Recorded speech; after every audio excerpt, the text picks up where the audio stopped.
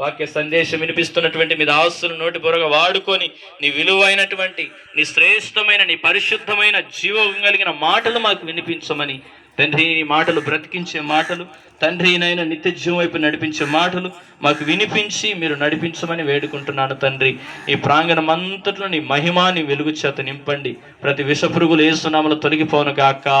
ఇక్కడ ఈ ప్రాంగణం అంతట్లో ప్రభువా ఎటువంటి అల్లరి శక్తులు లేకుండా ప్రతి బిడ్డను మీ స్వాధీనంలో తీసుకొని, సమస్తం మీ స్వాధీనంలో తీసుకొని మీ నామానికి మహిమ కలుగునట్ల కార్యములు జరిగించమని తండ్రి నాయన. అదేవిధంగా కోటకొండ ప్రాంతంలో నుండి కూడా నీ బిడ్డలు వచ్చారు, వారిని కూడా దీవించండి, ఆశీర్వాదించండి. ఇంకా ఆ ప్రాంతం నుండి వస్తున్నటువంటి మీ బిడ్డలను క్షేమంగా నడిపించండి.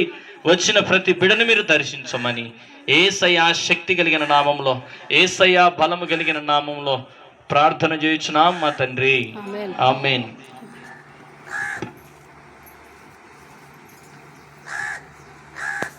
ప్రేరేపించబడిన